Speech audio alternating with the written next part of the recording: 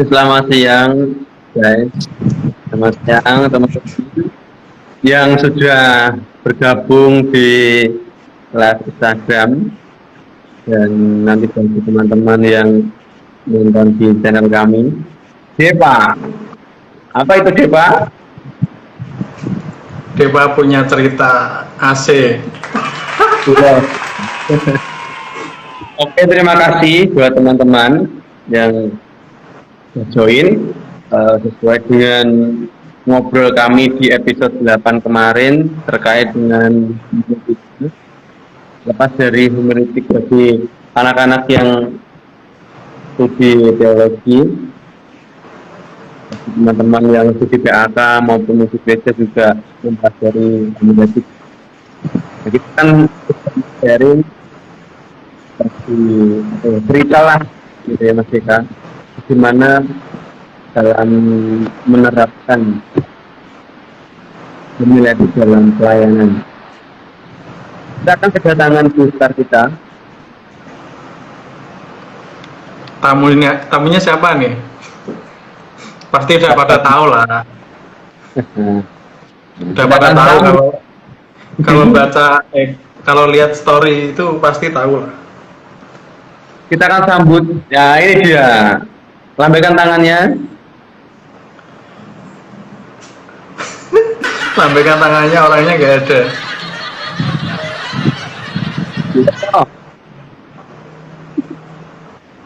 Kita panggil 3 kali. Kalau nggak ada kita akhiri.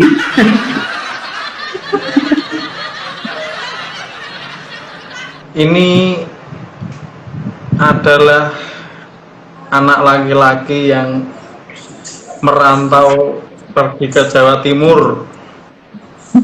Tetanggaan, Dik. Tidak tahu Ya, di tetanggaan ya. malah kena abunya Semeru nggak, Mas? Halo Mas Dewa. Halo DS. Semakin ganteng. Malah kena abunya Semeru nggak? Oh, kalau di sini aman. Nggak kena Aman, ya. apa-apa. Kena berkatnya. Ini juga sama, santai aja. Bebe. Ini acaranya santai toh? Buat Mas Dewa yang sudah menyempatkan waktu dan yang sudah berusaha gabung dengan meminjam Instagram temannya. HP ku rak mampu saiki go live Instagram gak mampu. Lalu Mas, Oh ya, nanti bisa pesen sama saya, nanti saya pesenkan HP. Oke. Sekaligus dibayarkan. Kita beli lagi. Anggap aja Ini acaranya nyantai loh. nyantai coy. Ngobrol ngalor ngidul Mas Dewa. Ngobrol. Siapa sini?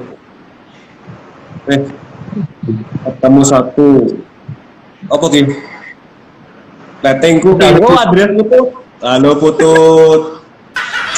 Oke. Baik. Tema di pelayanan. kira Mas Deka. Tema kita siang hari ini adalah homiletika bagi PAK. Nah, kebetulan tamu kita ini adalah anak laki-laki yang masuk di PAK. Wes, mantap. Biasanya kan PAK itu penuh dengan cewek-cewek. Nah, ini mungkin dia masuk karena banyak cewek-cewek. Orang ngawur. Alasan itu Enggak ya. Ini Mas Deka, kalau dia yang laki-laki masuk PAK perlu diselidiki nih. Ada apa? Apa yang membuat menarik sehingga mau masuk ke prodi PAK di Abiel? Bagaimana Mas Dewa? Ini. Jadi aku kepikiran apa ya? Kok mlebu ning PAK? Nggak tak persiapan sama sekali sih dulu. Tapi aku milih yang tengah-tengah kita. Milih yang tengah-tengah. Jadi kan ada 3 prodi. Teologi, PAK, musik. Nek teologi itu menurutku tuh waduh butuh panggilan yang serius gitu loh, berat, ya kan? Kuliahnya juga berat, ya kan? Aku wis ngeper sih lho, istilah wong Semarang ki ngeper, rak wani. Ngeper sik. Terus musik gereja ki mosok yo kuliahnya mau dolanan gitar, dolanan piano tok kuliah opo dengan gitu ora. Ya kan? Masuklah. Nah, terus ya wis aku pilih yang tengah-tengah, yang nomor 2 PAK. Menurutku aku masuk PAK itu nantinya bisa ngajar, ya kan? Bisa jadi guru. Bayanganku waktu itu ngajar di sekolah gitu loh, pakai baju PNS gitu kan, ngajar di sekolah, ngajar di gereja, pelayanan seperti itu. Nah, pas masuk kok lanang dewi aku, kan semakin bingung. Lanang dewi Ganteng, Mas. Ya ora sira ganteng sih, elek. Tapi lanang dewi lainnya wedok kabeh, tapi gak apa-apa. Ya itu sih yang bikin aku alasanku masuk ke PAK seperti itu. Cukup jawabannya, cukup enak kurang.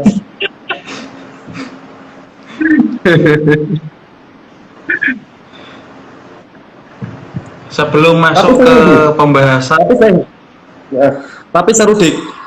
Satu angkatan PAK 2015 cowok dhewe iki seru. Yo ya. Aku rak ngerasa risih, rak ngerasa kaya isu piye gitu enggak. Cuman malah jadi yo cedek wae kaya Wulan Salesti, terus Rindi, terus apa Christine ya kan. persiapan buat punya istri banyak gitu ya kira-kira ya. Lima saya jadikan istri. Sampean gak risih, Mas. Kok sampean memang gak risih, tapi koncone sampean wedok-wedok sing risih nek sampean. Ngono iki. Tapi orang sing pinter ki rak ngetok-ngetoki nek dek kirisin lho. Rak ngetok-ngetoki ning aku. Ini dia kepribadian berarti mereka. Wis. Terus apa lagi? Oke, ini agak serius nih. Pasti kan nganu Mas, apa? Selama kuliah PAK dari semester 1 sampai sekarang kan terbilang Mas Dewa ini angkatan tua di antara kita. Selama berkuliah di Abdiel itu dari semester 1 sampai sekarang praktek pembelajaran atau mata kuliah atau ungkapan dosen atau apapun yang dipelajari selama kuliah itu yang mempengaruhi hidupnya Mas Dewa gitu. Apa ya? Pastinya itu. Semua mata kuliah itu pasti ada yang mempengaruhi. Nggak 100% ya, maksudnya nggak satu mata kuliah itu 100% nggak. Cuman semua mata kuliah itu pasti mempengaruhi untuk pelayananmu itu pasti akan mempengaruhi.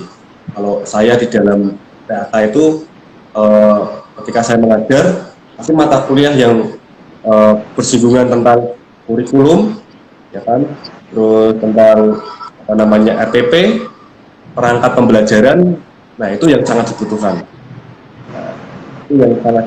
Makanya anak-anak PAK itu harus bisa apa namanya ya, mendalami dan menguasai apa yang namanya perangkat pembelajaran. Nah, terus untuk unsur kekristenan itu juga perlu belajar mengenai Alkitab, belajar mengenai cerita-cerita Alkitab yang sederhana pun itu udah harus di luar kepala. Seperti itu. Jadi ketika kita mengajar kepada anak, ya pembelajaran dan pengajarannya itu bisa masuk ke dalam diri seorang anak itu. Nah, berarti kalau di kesimpulannya semua mata kuliah pasti mempengaruhi. Oke Mas Dewa. Nah, untuk kalau menyinggung tentang pengajaran, kita juga perlu mengingat dengan tema kita homiletika. Nah, kira-kira bagaimana sebelum ke pengajaran ya maksudnya ya, bagaimana ketika Mas Dewa itu mengikuti kelas homiletika? Oke, aku ikut kelas homiletika itu wes suwe banget 2015 atau 2016 ya. Itu dosennya Pak Sur ya. 2005 semester lupa semester berapa ya? Semester 3 atau 4 ya? Lupa aku. Semester awal. Ya, semester awal homiletika. Itu dosennya Bapak Pendeta Suryawan yang sekarang KM masih ada di Korea. Nah, beliau mengajar angkatan kami homiletika. Nah, perasaannya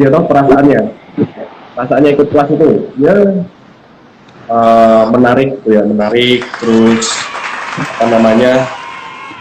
diberikan gambaran homiletika itu apa sih, ilmu tentang apa? Kan ilmu kan banyak, tapi kalau namanya homiletika itu pasti ilmu tentang berkhotbah.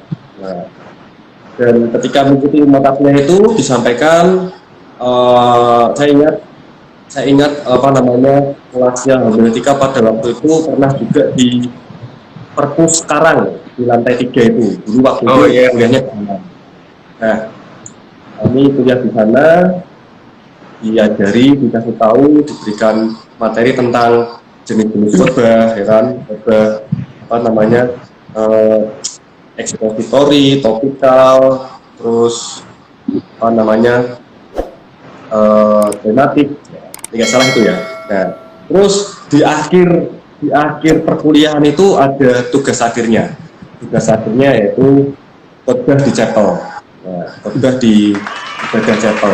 Nah, itu tantangan buat aku sih. Tantangannya yaitu aku pada dasarnya kan orang yang malu berbicara di depan umum, dan ketika berbicara itu tidak sefasih orang-orang yang lainnya, nggak selancar. Ya, saya mengakui itu sendiri, tapi karena ini memang jadi keharusan setiap mahasiswa untuk menyelesaikan tugas akhirnya, saya khotbah di chapel itu ya nilai sendiri itu ya masih banyak evaluasi, dan di akhir khotbah itu tak kasih pantun. Jadi supaya karena pantun itu bisa nambah nilai gitu kan, karena khotbahnya kan menjadi menarik, ya kan, lebih menarik seperti itu. Nah, itu sih perasaanku ketika ikut mata kuliah homiletika itu juga deg-degannya juga ada, kesulitannya juga ada, dan dan juga banyak materi yang tak dapatkan dan bisa saya terapkan di praktek kali ini seperti itu. Berarti PAK pun juga mengalami kesulitan ya Mas Dewa ya, terkait berkhotbah itu ya? Ya pasti ada kesulitannya deh. Ya, mata kuliah itu pasti ada. Ya? Kira-kira kesulitan bagian PAK dalam berkhotbah seperti apa? Kesulitannya itu apa ya namanya? Kalau untuk menghafalkan jenis-jenis khotbahnya kan mungkin enggak ya, tapi kalau kesulitannya tuh kayak nggak pede gitu loh. Jadi yang tak sampaikan, firman yang disampaikan itu mungkin kayak nggak percaya diri. Takutnya ini salah apa enggak ya, melenceng atau enggak ya, gitu loh. Nah, jadi kayak memang kan khotbah itu menurutku tuh khotbah itu sebuah seni ya. Jadi seni dalam berkhotbah. Jadi nggak semua orang tuh bisa berkhotbah. Makanya butuh yang namanya ilmu homiletika itu. Nah, supaya isi dalam penyampaian renungan atau firman Tuhan itu kan terstruktur dari pendahuluan, terus isi, dan juga penutup. Nah, jadi sering mengalami kesulitan itu, kayak nggak percaya diri gitu. Tapi di luar kesulitan dari diri sendiri, ada nggak kesulitan di luar itu, misalnya kayak dalam persiapannya atau yang lain ya. gitu? Ya benar sih, persiapan khotbah itu juga apa ya, satu tantangan juga ya, mempersiapkan khotbah. Jadi kalau saya ambil pengalaman sendiri ya, ini pengalamanku sendiri ketika selama saya kuliah pertama sampai saya praktek ini apa namanya pengalaman berkhotbah itu saya tuh nggak banyak, sedikit gitu loh. Nah, dan waktu saya kuliah itu ketika kelas homiletika ya merasa bingung mau menyampaikan tentang apa, topiknya tentang apa, seperti itu. Dan juga kalau belajar homiletika kan nggak banyak juga mengambil dari ilmu tafsir kan, karena kalau homiletika itu kan fokusnya yo tentang ilmu menyampaikan aja, nggak banyak tafsirannya. Tapi itu nggak ada tafsirannya juga saya masih kebingungan, apalagi kalau udah sama tafsirannya gitu loh. Nah itu kesulitan bagi anak-anak PAK. Tapi ya nggak menutup kemungkinan sekarang ini anak-anak PAK juga pasti ada kemajuan gitu loh. Mungkin ada kemajuan, sudah bisa menyampaikan dengan percaya diri, menyampaikan dengan lugas, terus ada dinamikanya. Jadi saya ingat omongannya Pak Sur gini sih, kalau orang khotbah itu nadanya itu jangan naik terus, jangan datar terus. Jadi ada dinamika, ada penekanannya, dan kadang-kadang juga diberikan satu hening, misalnya kasih diam sejenak, supaya jemaat itu bertanya-tanya, ini maksudnya apa ya, kok khotbahnya kok diam. Nah, nanti masuk lagi, berbicara lagi. Jadi jangan terus-menerus dari pertama sampai akhir khotbah itu, pengkhotbah itu dinamikanya terus tinggi, terus datar atau gimana, tapi perlu ada variasinya. Ada diamnya, ada berbicaranya kembali. Ya. Itu sih masih tak ingat sampai sekarang kata-kata Pak Sur. Ada dinamika dalam berkhotbah. Memang dinamika itu perlu ya untuk membangun suasana, untuk membangun minat pendengar tentang apa yang kita sampaikan. Itu benar-benar memang saya setuju itu Mas Dewa, tentang dari dinamika. Mas Des setujunya sama Pak Dina siapa? Dinasti itu dinasti. Mas Dewa ya. Ini kalian masih pada di pastori nih. Oh iya, masih pada di pastori. Oh iya, sip. Untuk pengalamannya Mas Dewa ini selama berkhotbah, pernah berkhotbah di mana saja sih Mas Dewa? Atau sudah berapa kali berkhotbah, jam terbangnya itu banyak enggak sih gitu loh? Tadi sempat tak singgung ya, jika pengalaman berkhotbah aku sendiri itu enggak sebanyak kamu lah, enggak sebanyak DK, enggak sebanyak DF. Malah, aku belum punya jam terbang. Oh iya. Jadi aku pribadi masih minim, ya.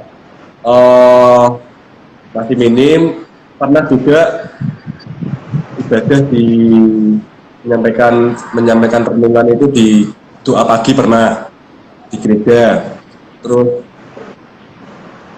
dalam ibadah raya saya belum sama sekali. Ibadah raya saya belum sama sekali. Terus di ibadah doa Sabtu, ibadah tengah pekan itu pernah juga. Jadi golongan dewasa pria, dewasa wanita, terus anak-anak remaja juga pernah seperti itu. Kalau di situ selama melayani di situ pernah nggak berkhotbah Mas Dewa?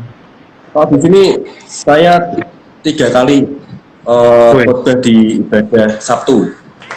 Mantap. Ibadah Sabtu itu ibadah persekutuan untuk pelayan-pelayan Tuhan yang ada di gereja sini, dan juga jemaat yang mau ikut doa. Jadi untuk persiapan ibadah besok, ibadah minggu, ibadah raya. Itu ada kayak renungannya. Terus dari bulan Agustus sampai Januari nanti 3 kali. Oh, ya, 3 kali. Terus ibadah doa pagi di panti asuhan juga pernah, ya, setiap apa tuh seminggu 2 kali menyampaikan renungan di doa pagi, ya, seperti itu. Oke. Mantap, Mas. Karena kalau di Jadi, ibadah panti asuhan kan anak-anaknya cuman yang datang kan cuman anak-anak ya, jadi nggak banyak yang dewasa. Ya dibuat sesimpel mungkin. Apa namanya, topiknya juga ada, tapi penyampaiannya simpel aja, nggak usah lama-lama. Karena jam setengah 8 pagi anak-anak sudah sekolah, jadi jam setengah 6 atau jam setengah 6 lebih seperempat doa pagi itu udah selesai. Itu online, Mas Dewa. Itu udah online. Itu udah online. Itu apa namanya, onsite semua. Bentar. oke, sangat menarik ya Mas Deka ya. Jadi yang disampaikan oleh Mas Dewa ya, terkait dengan bagaimana PAK itu walaupun dari latar belakang pendidikan agama Kristen tetap saja diberi kesempatan untuk berkhotbah di dalam gereja. Terutama ibadah raya.